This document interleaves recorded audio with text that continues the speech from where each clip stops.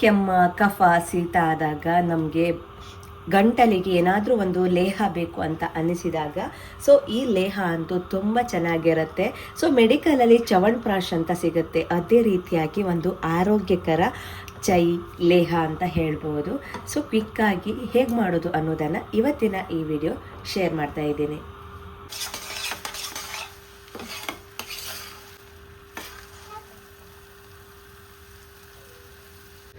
Hello ನಮಸ್ತೆ, welcome back to our YouTube channel. So ಇವತ್ತಿನ ವಿಡಿಯೋದಲ್ಲಿ ನಿಮ್ಮ ಜೊತೆ ನಾನು ಚಳಿಗಾಲದಲ್ಲಿ ಒಂದೊಳ್ಳೆ ಆಮ್ಲ ಲೇಹನ ಶೇರ್ ಮಾಡ್ತಾ ಇದ್ದೀನಿ.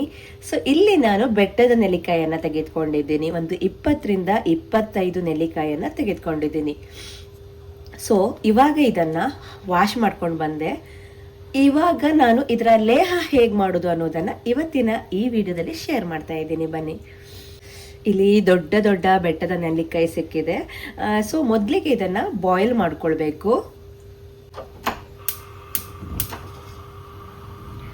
ಇಲ್ಲಿ ನಾನು ಒಂದು ದೊಡ್ಡ ಗ್ಲಾಸ್ ಆಗುವಷ್ಟು ನೀರನ್ನು ತೆಗೆದುಕೊಂಡು ಸ್ಟವ್ ಮೇಲೆ ಇಟ್ಟಿದ್ದೀನಿ. ಇವಾಗ ಇದಕ್ಕೆ ವಾಶ್ ಮಾಡ್ಕೊಂಡಿರುವಂತಹ ನೆಲ್ಲಿಕಾಯಿಯನ್ನು ಹಾಕ್ತಾ ಇದ್ದೀನಿ.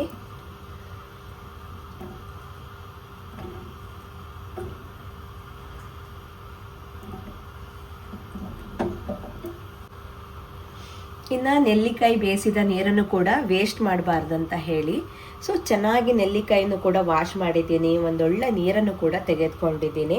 ಸೊ ಇವಾಗ ಇದು ಚೆನ್ನಾಗಿ ಬಾಯ್ಲ್ ಆಗಬೇಕು. ಇದನ್ನು ಮುಚ್ಚಿಟ್ಟು ಬಾಯ್ಲ್ ಮಾಡ್ಕೊಳ್ತೀನಿ. ಒಂದು 5 ನಿಮಿಷ ಇದನ್ನು ಬಾಯ್ಲ್ ಮಾಡಿಕೊಂಡೆ. ಸೊ ಚೆನ್ನಾಗಿ ಇದು ಬಾಯ್ಲ್ ಆಗಿದೆ. ಇವಾಗ ಗ್ಯಾಸನ್ನು ಆಫ್ ಮಾಡ್ತೀನಿ. ಇದು ಚೆನ್ನಾಗಿ ಕುಕ್ ಆಗಿದೆ ನೋಡಿ. ಸೊ ಇವಾಗ ಇದರಲ್ಲಿ ಸ್ವಲ್ಪ ನೀರು ಕೂಡ ಇದೆ. ನಾನಿವಾಗ ಇದನ್ನು ತಣ್ಣಗಾಗಲು ಬಿಡ್ತೀನಿ. ಇವಾಗ ಇದು ತಣ್ಣಗಾಗಿದೆ. ಸೊ ತುಂಬ ಚೆನ್ನಾಗಿ ಇದನ್ನು ಓಪನ್ ಮಾಡಲಿಕ್ಕೆ ಬರುತ್ತೆ ನೋಡಿ.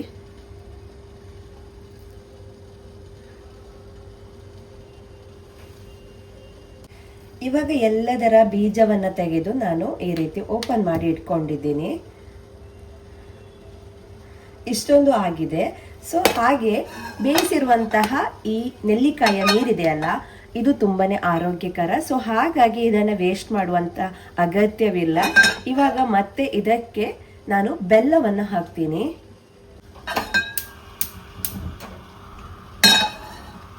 ಇವಾಗ ಇದಕ್ಕೆ ನಾನು ಅದು 3/4 ಕಪ್ ಆಗುವಷ್ಟು ಬೆಲ್ಲವನ್ನು ಹಾಕ್ತಾ ಇದ್ದೀನಿ. ಇದು ಪಾಕ ಬರುವಂತ ಅಗತ್ಯವಿಲ್ಲ, ಇದೇ ನೀರಲ್ಲಿ ಕರಗಿದ್ರೆ ಆಯ್ತು.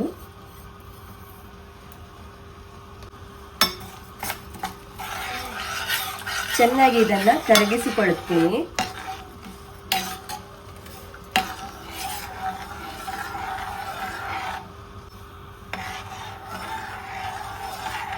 ಬೆಲ್ಲವನ್ನು ಚೆನ್ನಾಗಿ ಕರಗಿಸಿ ಇವಾಗ ಇದನ್ನ ಸೈಡಲ್ಲಿ ಇಟ್ಕೊಳ್ತೀನಿ. ಇನ್ನು ನಾನು ಪೌಡರ್ ಮಾಡ್ಕೊಳ್ಳಿಕ್ಕೆ ಇಲ್ಲಿ ನಾನು ಕಾಳು ಮೆಣಸನ್ನು ತೆಗೆದುಕೊಂಡಿದ್ದೀನಿ. ಸೊ ಖಾರಕ್ಕೆ ಅನುಗುಣವಾಗಿ ತೆಗೆದುಕೊಳ್ಳಿ.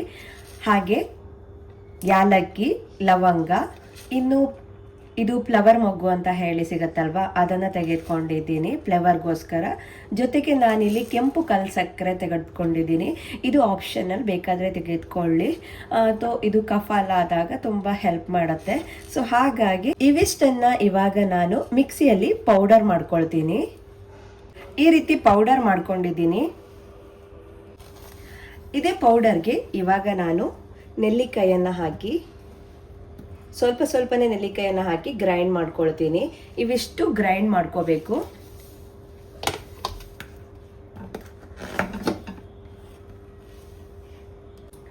ಸೊ ಇದೇ ರೀತಿ ಗ್ರೈಂಡ್ ಮಾಡ್ಕೊಳ್ಬೇಕು.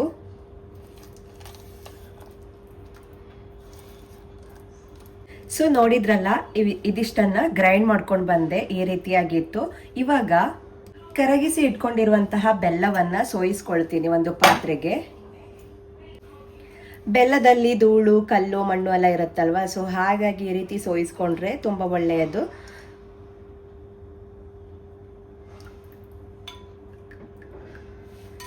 ಇವಾಗ ಬೆಲ್ಲದ ಸಿರಪ್ ಕೂಡ ರೆಡಿ ಆಯಿತು. ಇವಾಗ ಒಂದು ಕಡಾಯಿಯನ್ನು ಬಿಸಿ ಮಾಡ್ಕೋಬೇಕು. ಇವಾಗ ಕಡಾಯಿ ಬಿಸಿ ಆಗಿದೆ. ಈಗ ಇದಕ್ಕೆ ನಾನು ದೊಡ್ಡ 2 ಟೇಬಲ್ ಸ್ಪೂನ್ ಆಗುವಷ್ಟು ತುಪ್ಪವನ್ನು ಹಾಕ್ತಾ ಇದ್ದೀನಿ. ಸ್ವಲ್ಪ ಗೋಡಂಬಿಯನ್ನು ಹಾಕ್ತಾ ಇದ್ದೀನಿ, ಚಿಕ್ಕದಾಗಿ ಹಚ್ಚಿ ಹಾಕ್ಕೋಬೇಕು. ಸೊ ಇದನ್ನು ಯಾಕೆ ಹಾಕಬೇಕು ಅಂತ ಹೇಳಿದರೆ, ನಾವು ಲೇಹವನ್ನು ತಿನ್ನುವಾಗ ಬಾಯಲ್ಲಿ ಸಿಗ್ತಾ ಇದ್ರೆ ಕ್ರಂಚಿ ಆಗಿರುತ್ತೆ, ತುಂಬ ಚೆನ್ನಾಗಿರುತ್ತೆ ತಿನ್ನಲಿಕ್ಕೆ. ಸೊ ಹಾಗಾಗಿ ಇದನ್ನು ಹಾಕ್ತಾ ಇದ್ದೀನಿ. ಇವಾಗ ಇದನ್ನು ಒಮ್ಮೆ ಫ್ರೈ ಮಾಡ್ಕೊಳ್ತೀನಿ. ಸ್ವಲ್ಪ ಕಲರ್ ಚೇಂಜ್ ಆಗ್ತಾ ಬರ್ತಾ ಇದ್ದಾಗೆ ಅವಾಗಲೇ ನಾವು ನೆಲ್ಲಿಕಾಯಿಯನ್ನು ಗ್ರೈಂಡ್ ಮಾಡ್ಕೊಂಡಿದ್ವಲ್ಲ ಅದನ್ನು ಇದಕ್ಕೆ ಹಾಕಬೇಕು.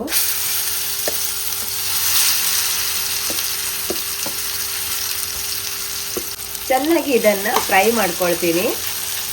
ಫ್ರೈ ಮಾಡ್ಕೊಳ್ತಿರುವಾಗಲೇ ಇದಕ್ಕೆ ಸಿಹಿಗೆ ನಾನಿಲ್ಲಿ ಆವಾಗಲೇ ಬೆಲ್ಲದ ಸಿರಪನ್ನು ಮಾಡ್ಕೊಂಡಿದ್ನಲ್ವ ಅದನ್ನು ಕೂಡ ಈಗಲೇ ಹಾಕ್ಕೋಬೇಕು.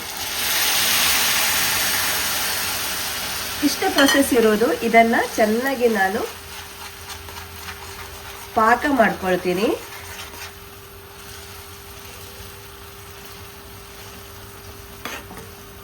ಇದಕ್ಕೆ ಒಂದು 5 ರಿಂದ 10 ನಿಮಿಷ ಹಿಡಿಯುತ್ತೆ. ಸಣ್ಣ ಉರಿಯಲ್ಲಿ ಇದನ್ನು ಪಾಕ ಮಾಡಿಕೊಂಡ್ರೆ ಚೆನ್ನಾಗಿ ಲೇಹ ರೆಡಿ ಆಗುತ್ತೆ. ಸೊ ಆರೋಗ್ಯಕರವಾದ ಈ ಲೇಹವನ್ನು ಮಕ್ಕಳಿರುವಂತಹ ಮನೆಯಲ್ಲಿ ಮಾಡಿ ಇಟ್ಕೊಳ್ಳಿ, ಮಕ್ಕಳಿಗೂ ಕೂಡ ತುಂಬ ಇಷ್ಟ ಆಗುತ್ತೆ. ಜೊತೆಗೆ ಕೆಮ್ಮ ಕಪ್ಪ ಕೂಡ ಹತ್ತಿರ ಕೂಡ ಬರೋದಿಲ್ಲ.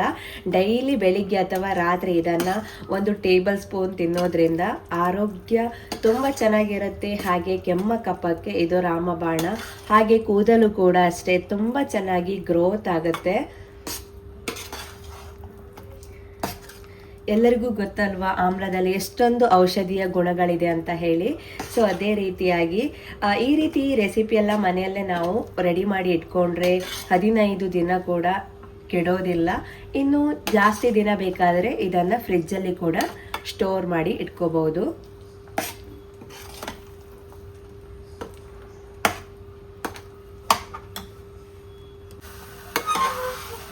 ಕೊನೆಗೆ ಇದಕ್ಕೆ ಚಿಟಿಕೆ ಉಪ್ಪನ್ನು ಕೂಡ ಸೇರಿಸಿ, ಉಪ್ಪನ್ನು ಸೇರಿಸುವುದರಿಂದ ರುಚಿ ತುಂಬ ಚೆನ್ನಾಗಿರುತ್ತೆ.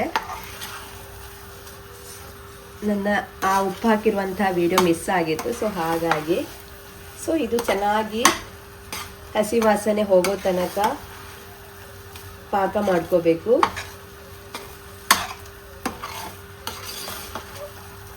ಇದಕ್ಕೆ ನಾನು ಬೇಯಿಸಿರುವಂತಹ ನೆಲ್ಲಿಕಾಯಿ ನೀರು ಬಿಟ್ಟು ಬೇರೆ ನೀರನ್ನು ಹಾಕಲೇ ಇಲ್ಲ. ಇದರಲ್ಲೇನೆ ಇದು ಚೆನ್ನಾಗಿ ಪಾಕ ಆಗಬೇಕು.